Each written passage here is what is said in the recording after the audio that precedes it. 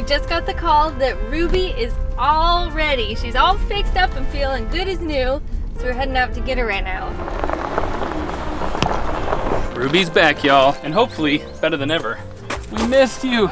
Ah, she's really hot. Yeah, we should have come this morning. It was much cooler. Now poor Eric has to drive in like 100-degree heat. Yeah, it'll be all right though. It was actually a really simple issue. There was just this O-ring in the distributor housing. He showed me the ring. It just had a little crinkle in it, and it was just enough for the oil to escape. So we replaced it up, and now we should be back on the road. Hopefully that's the last of the freaking engine trouble. Please let it be the last of the engine trouble. Our hearts can't handle anything else. God.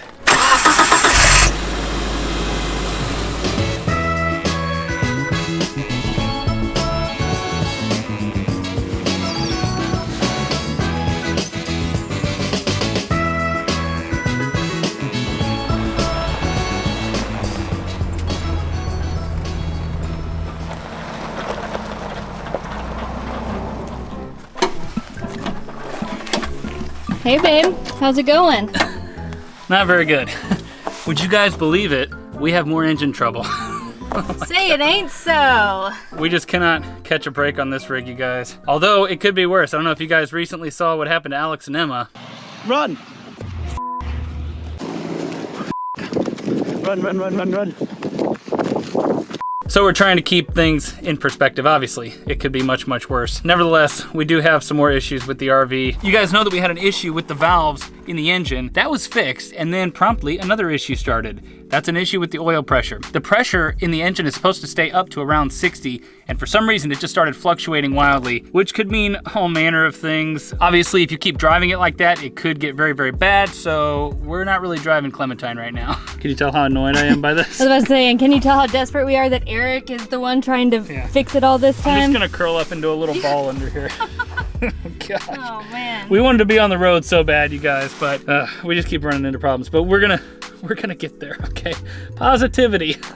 Positivity. Maybe we'll just replace the engine all over again. Another rebuild? Oh, God.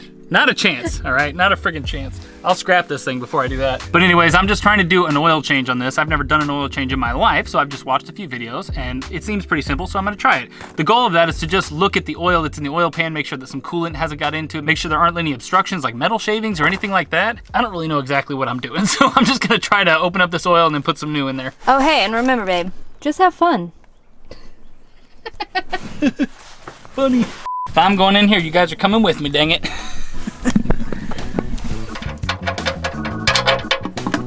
There you go. We got oil.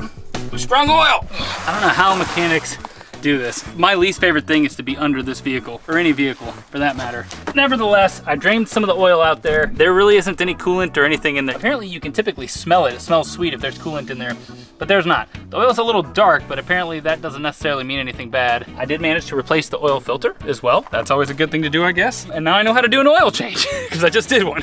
At least you wore your good shorts and shirt for this project. Oh my gosh, what happened? What's that from? You guys, Eric had one pair of shorts left in his life, and now he has zero. Moment of truth, you guys. Fingers crossed nothing horrible happens right now. Nothing horrible's happened yet. It's at 60 where it's supposed to be. We might have a solution on our hands, you guys. I might have fixed yet another mechanical problem.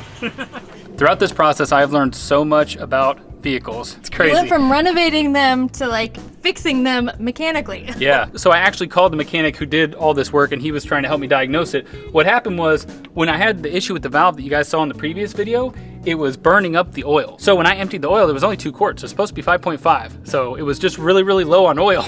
That's it. I filled it up and the pressure held, and it's back to where it was. I want to be really happy right now, but I also feel like there's just another problem looming. I was about to say, that's how I'm like so cautiously optimistic right now. Y'all, my poor emotions. It's like a roller coaster ride this week. One day we're hitting the road. The next day, Clementine's dead in the driveway. We're calling mechanics. We're planning to get it towed. Yeah, oil leaks in Ruby. Oh Oil my gosh. leaks. I don't know. And then all of a sudden, maybe we're back to being on the road soon. Stay tuned to see what else goes wrong. Oh, my poor heart. It can't handle it.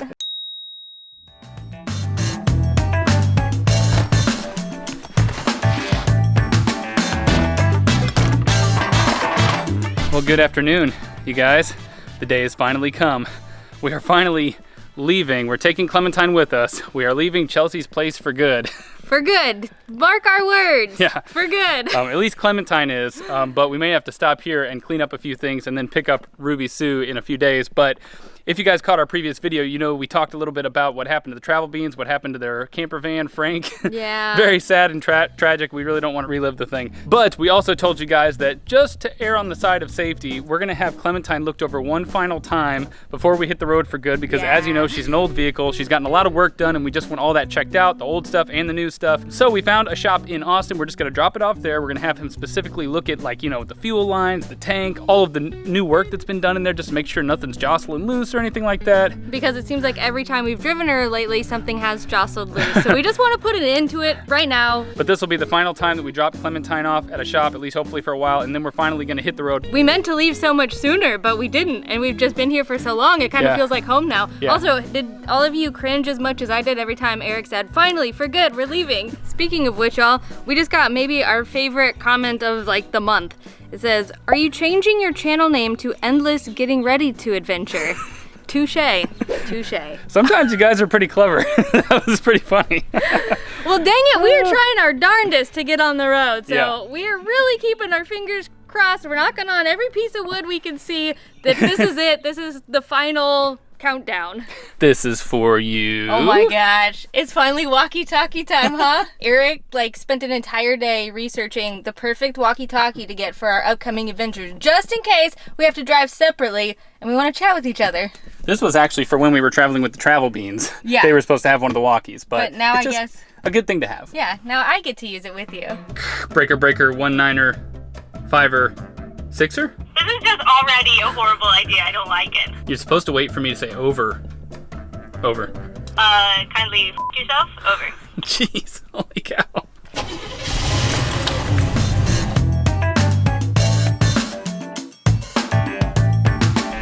So now the oil pressure has been holding steady, so that problem seems to be sorted out. We took her on a test drive the other day, and surprisingly, she's been running just fine. So hopefully there aren't going to be any problems or really anything to fix, but it'll just ease our mind considering we're going to be hitting the road for an indefinite amount of time. And while we anticipate breaking down at some point, it's not really the first thing we want to do right out of the gate.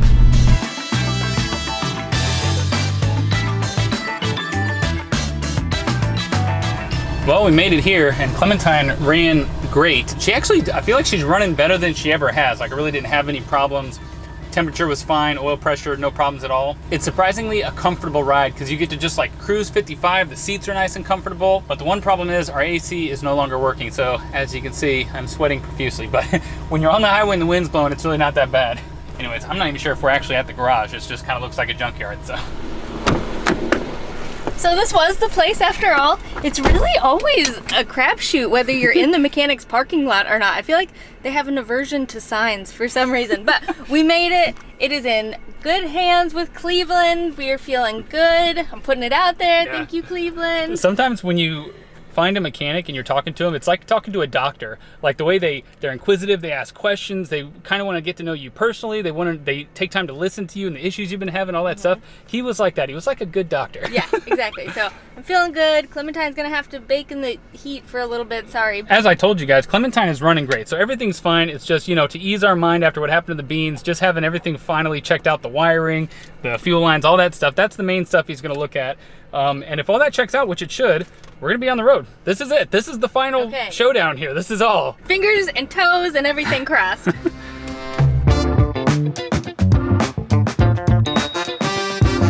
Believe it or not, you guys, we have finally decided on a route for our 50-state tour. Oh my gosh. Or at least like the route we want to take. Who knows if it will stick to it or This anything. is the route. We're sticking to it. But we're gonna let the cat out of the bag on that a little bit later. Right now, we are just running around Austin because we got a lot of little errands and last minute things we have to do before we actually end up picking up the RV and hitting the road for good. We've spent so much time renovating on the inside of Clementine that we completely forgot that you need stuff for the exterior. Like when we're grilling, we have no like grilling utensils, we have no chairs to sit in, anything like that.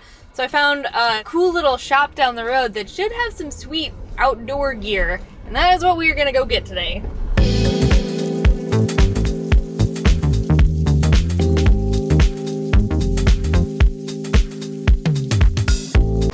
feel like there's only one person who can pull this hat off, and that's Nigel Thornberry. Definitely not Eric Beeler, sorry. I think that we're gonna go with these two. So they're only like 7 pounds each, so they'll be lightweight. And I like that they're the low riders, and they've got a cup holder. She has been looking up chairs for the last 3 or 4 months. There are some online that I really want, but they're really expensive, and I just feel like if we have a nice comfy RV that we could go and sit inside, then we don't need the comfiest of chairs for outside, right?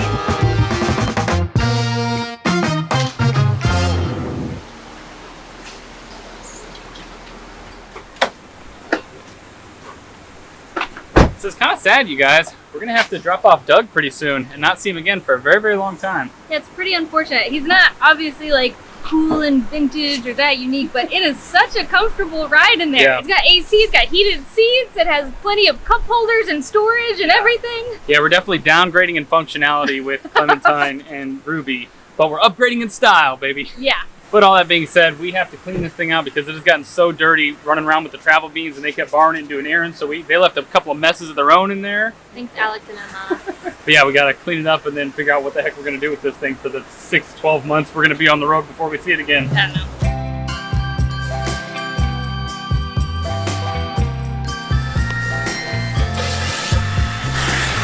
Get out of here! We're wasting our time, man!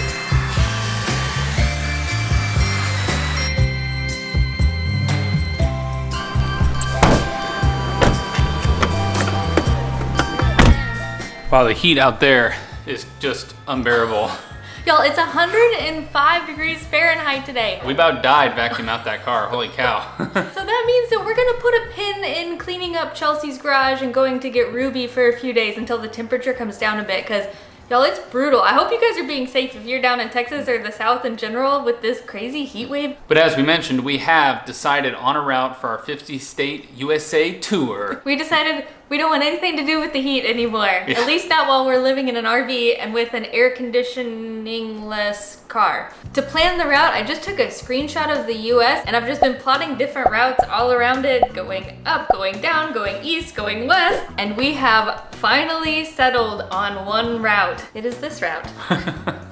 That route, right there. So we decided first we are gonna head up north. We're gonna pop into Missouri to see our family. Then we are gonna hit Tennessee, Kentucky, Indiana, Illinois, Iowa, up into Minnesota. And we're gonna take a freaking ferry, y'all, over to Michigan, dip down into Ohio, and then head out to the northeast by the fall to see all the leaves changing and all the beautiful colors out there. That was a big thing that influenced this route as well. We really wanted to see all the leaves changing up there, so we love that stuff. From there, we're gonna head down the East Coast, just basically running away from winter, down into the kind of the southeast, over through Florida, and then kind of right back where we started in Texas, and then we're gonna jump across Texas probably pretty quick because as you guys know, we've seen a lot of Texas. Then by the spring, we're hoping to officially be out in kind of the southwest area. We're gonna make our way up California to the northwest. The plan from there, tentatively, as you guys know, is to take a ferry over to Alaska to save a lot of driving, then come back, and then we're gonna finish out the trip, heading down to the Midwest, and then from there, maybe we'll just hop a flight to Hawaii, and we'll call that 50 states.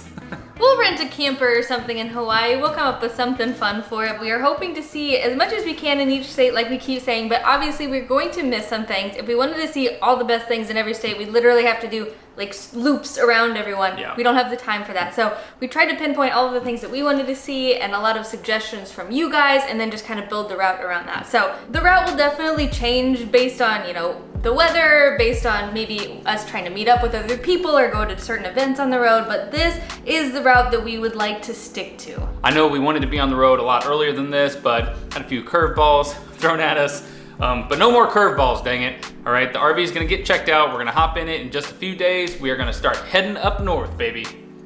And you can't stop us. Nobody in the world can stop us. Universe, you cannot stop us. Please don't stop us. I wanna go. But yeah, our first stop, we are heading just outside of Dallas. We are gonna get the whole towing mechanism set up. That should only take a day, so the guy says. So hopefully we don't run into any unforeseen issues with that. I'm sure we will. All right, goodbye adventures. We'll see you on the road.